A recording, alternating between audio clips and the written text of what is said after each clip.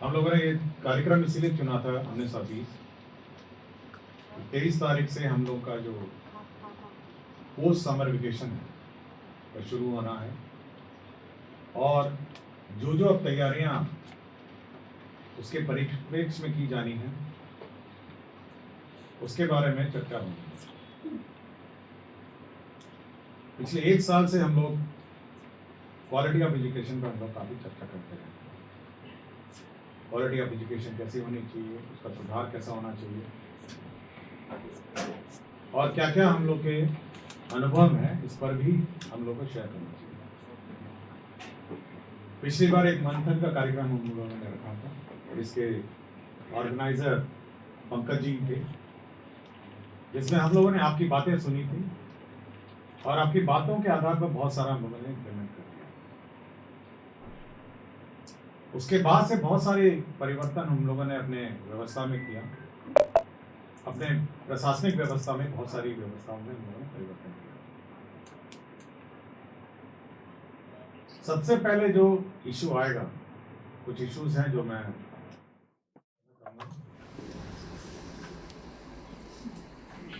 सबसे पहला इशू आएगा कि अब नए बच्चे समर वेकेशन के बाद आए हैं। हम लोगों ने उनको 2-3 टास्क दिए थे। पहला टास्क था कि वह होमवर्क करेंगे, बेसिक होमवर्क, और एससीईआरटी ने उनको होमवर्क दिलाया था। मतलब एससीईआरटी ने ही उनको ये उपलब्ध कराया है कि क्या होमवर्क है। दूसरा हम लोगों ने ये टास्क दिया था कि जो पूर्व के क्लासेस हैं, कोर्स का रिवीजन है, उसको बच्चे करके आएंगे। तो ये 2 मेजर टास्क हैं जो हम लोगों ने उनको दिया था। तो सबसे पहला जो एक्टिविटी होगा इस कमिंग मंथ सप्ताह से 23 से तो सप्ताह शुरू हो रहा है, ये दोनों एक्टिविटी को विद्यालय स्तर पर रिव्यू होगा और प्रधान अध्यापक इसको रिव्यू करेंगे। थोड़ा ट्रांसफर पोस्टिंग के चलते इधर उधर उथल पुथल हो रही होगी, कुछ टीचर्स इधर से जा रहे होंगे, कुछ टीचर्स उधर से जा रहे होंगे। मेरा अपना इतना ही अनुरोध सभी से है कि जल्दी ज्वाइन करेंगे और काम शुरू करेंगे। लेकिन सारे टीचर्स का ट्रांसफर नहीं हो रहा है। मतलब आप देखेंगे कि अगर 1,30,000 नहीं है तो ये केवल हम लोग का ऑलमोस्ट 1/4 है, मतलब 1/4 है 6 लाख टीचर। तो बाकी 3/4 तो अभी भी उसी विद्यालय में है और उसी विद्यालय में संचालित करेंगे, इसलिए ज़्यादा नहीं है। तो 3/4 विद्यालयों जो टीचर है उनका ये दायित्व होगा, इस एक्टिविटी को करेंगे जब तक वो 1/4 टीचर जो इधर उधर से आ रहे हैं वे अपना कार्य संभालेंगे। दूसरा ये था कि हम लोग अब समर वेकेशन खत्म हो गया है और हम लोग को 2-3 चैलेंजेस अभी भी है कि जो मैं आपको अवगत कराना चाहूँगा। सबसे पहला चैलेंज ये है कि समय पे कोर्स का कंप्लीशन। ये पिछली बार भी हम लोगों ने कहा था कि समय पे कोर्स के कंप्लीशन के संबंध में डिटेल गाइडलाइन दिए थे और एससीईआरटी ने अपने गाइडलाइंस इशू किए थे। एससीईआरटी कोर्स निर्धारित करता है और सब्जेक्ट वाइज उसका कोर्स भी निर्धारित करता है। तो सबसे पहला चैलेंज यह है कि हर स्कूल अपने कोर्स कंप्लीशन पे बहुत ध्यान देता है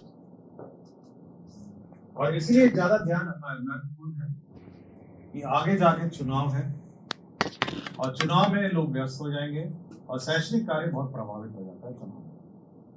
एक तो चुनाव में स्कूल बूथ हो जाता है, टीचर्स का पोलिंग ड्यूटी लग जाता है, इसलिए हम लोग को थोड़ा फास्ट ट्रैक करना पड़ेगा हमारे सिलेबस को।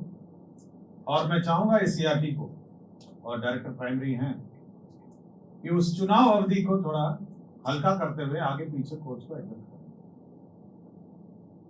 ऐसा ना हो कि हम लोग धीरे धीरे चले और जब पीक पकड़े तो चुनाव आ गया। और अगले साल से जातिगत जनगणना भी होनी है। मुझे यार शेड्यूल नहीं पता कि कब से शुरू होनी है, बट केवल ये मेजर चैलेंज चुनाव है जो बीच में, जिसको हम लोगों को और ध्यान रखते read scheduling of our syllabus करना होगा। एक टीचर ने लास्ट टाइम वीडियो कॉन्फ्रेंसिंग में मुझे बहुत अच्छा सुझाव दिया। और नेशनल अवार्डीज आए थे उन्होंने बहुत अच्छा समझाया कि हर टीचर की अपनी अपनी प्रोग्रेस डायरी भी होनी चाहिए, और ये हेडमास्टर के कस्टडी में होगा। जब टीचर सुबह आता है जो भी है, वो पहले लिखेंगे कि आज मैंने ये कोर्स पढ़ाना है, और जब क्लोजिंग होगा तो मैंने ये कोर्स पढ़ा दिया। तो ये बहुत क्लियर होना चाहिए कि हर टीचर को कि सुबह उसने क्या प्लान किया था और शाम को क्या करेगा, ये बिल्कुल स्पष्ट होना चाहिए। और बिल्कुल ये स्पष्ट यह होना चाहिए कि आपका जो कोर्स कंप्लीशन प्रोग्रेस है, उस डायरी में कोर्स कंप्लीशन प्रोग्रेस। इससे एक ध्यान होगा कि कोई भी इंस्पेक्शन में आएगा या कोई भी व्यक्ति जांच में आएगा, वो उस डायरी से पता कर पाएगा कि आज क्लास में क्या चल रहा है। तो मैं एक पहले चाहूंगा कि सभी टीचर, जैसे स्टूडेंट डायरी होती है वैसे टीचर डायरी भी होगी, जो हेडमास्टर के पास होगी, और रोज सुबह शाम जो टीचर हैं वो डेट वाइज लिखेंगे कि आज उन्होंने क्या किया। हो सकता है सुबह ना भी करा हो तो शाम का जब क्लोजिंग होता है 15-20 मिनट में, आज उन्होंने पूरे दिन क्या किया लिख के। दूसरा एक बहुत मेजर चैलेंज हमने देखा कोर्स, वो मैंने ये देखा कि टीचर पढ़ा रहे हैं कुछ और स्टूडेंट पढ़ रहे हैं कुछ और। मतलब स्थिति इतनी खराब थी, और पिछली बार मैं गया कि टीचर ब्लैक बोर्ड में मैथ्स पढ़ा रहे हैं और स्टूडेंट इंग्लिश का पेपर खोल के, किताब भी मैंने तो बहुत देखा, किताब इंग्लिश का खोल के। और ऐसा नहीं है कि कोई मेड अप है या कुछ, मतलब क्योंकि मैं औचक ही जाता हूँ, किसी को पता भी नहीं रहता है। तो जब अचानक पकड़े जाते हैं तो यहाँ पे गणित का अभ्यास हो रहा है बोर्ड पे, और वहां पे जो स्टूडेंट है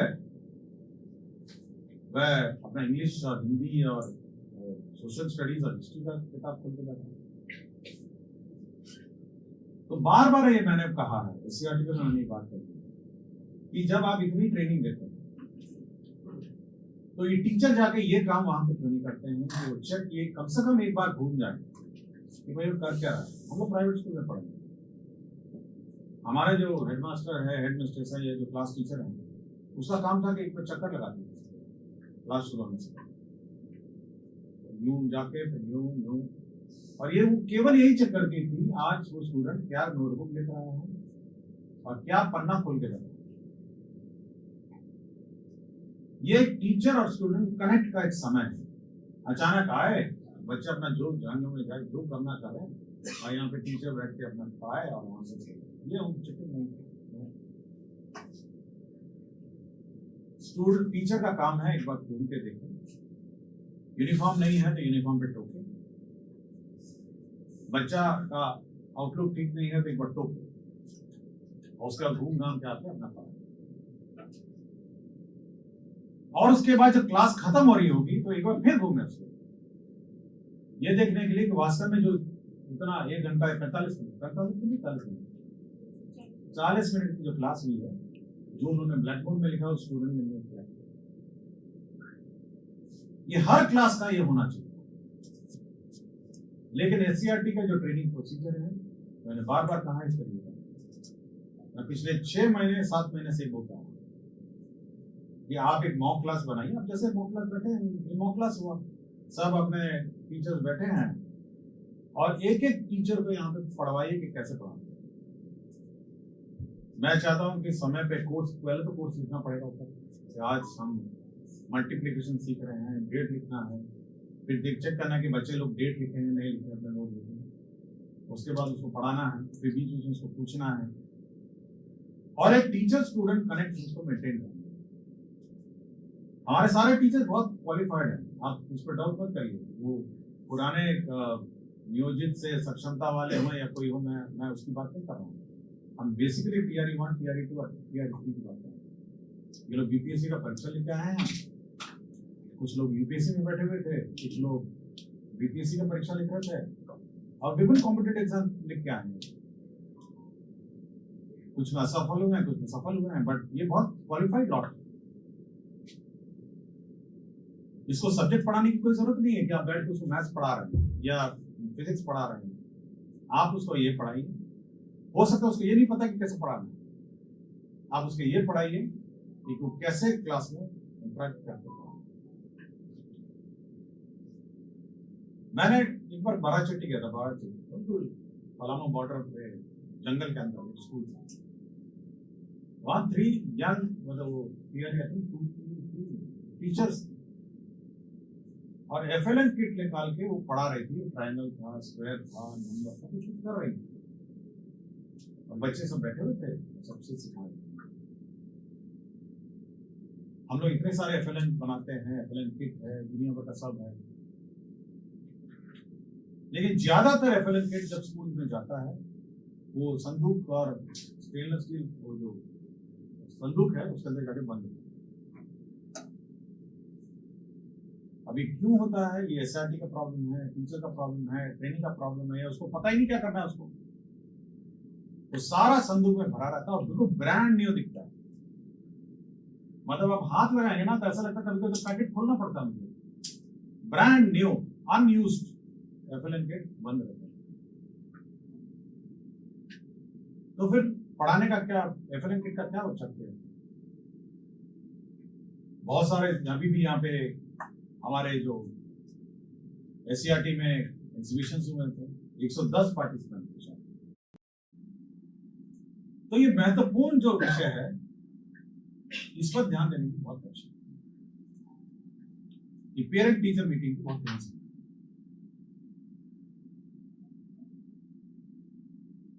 हमारे बाकी जो एक्टिविटीज हैं, फिजिकल एक्टिविटीज हैं, म्यूजिक है, डांस है, इसके लिए हम लोगों ने कंपल्सरी सैटरडे में निर्धारित किया और सुरक्षित शनिवार हम लोगों ने निर्धारित किया है जब सारे एक्टिविटीज होंगे और इसकी भी मॉनिटरिंग। तो ओवरऑल जो हमने कहा कि बच्चों का जो क्लासरूम का जो आउटलुक है, यूनिफॉर्म होना चाहिए, उसका बेंच डेस्क होने चाहिए, हर सब्जेक्ट की किताब होनी चाहिए, नोटबुक होना चाहिए, पर बीपी नहीं केवल नोटबुक, उसी चक्कर कि कम से कम नोटबुक तो रहे, बुक्स पहुंचनी चाहिए और ये निश्चित नहीं होकर बैठ जाना चाहिए कि क्योंकि कम बुक आए हैं तो कुछ लोगों के पास बुक नहीं है।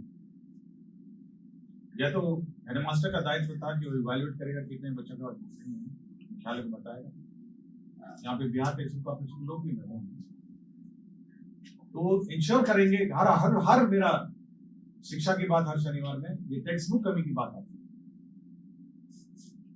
तो केवल बैठ जाना कि भाई हम इतने ही आया था तो इतने ही किताबें बटी थी, ये कह देना केवल आवश्यक नहीं। ये आपको इंश्योर करना पड़ेगा किताबें हो, यूनिफॉर्म हो और साइकिल भी हो।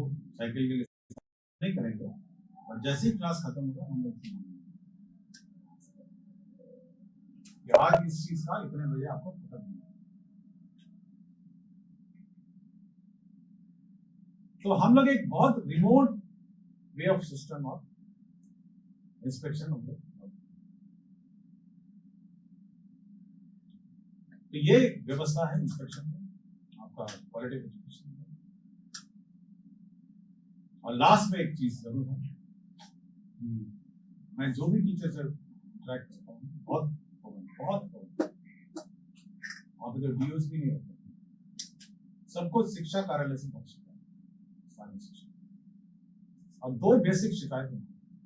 पहले तो है टीचर को इज्जत नहीं, बहुत सारे रे बे करके बात करते हैं, ये बड़ा मतलब ये बहुत ही खराब। मतलब आप सोच सकते हैं कि वो 40-50 बच्चों के सामने और आपके कार्यालय में आता है तो आपका जो क्लर्क है उसको रे बे करते हैं। ये बहुत ही ये बिल्कुल मतलब वो रोल मॉडल है अपने स्कूल में। सोचिए कितना मायूस होता होगा जब जाता हूँ, सुनाता होगा 10 को सबको, बड़ा बड़ा बात करते हैं, उसके लिए चेयर रखिए, आएगा चेयर रखिए, बैठेगा, और अपनी समस्या जिसको सुनाना सुनाएगा। ये बेसिक इज्जत उसको देनी पड़ेगी ना। हम कार्यालय बुलाते कैसे मिलते हैं,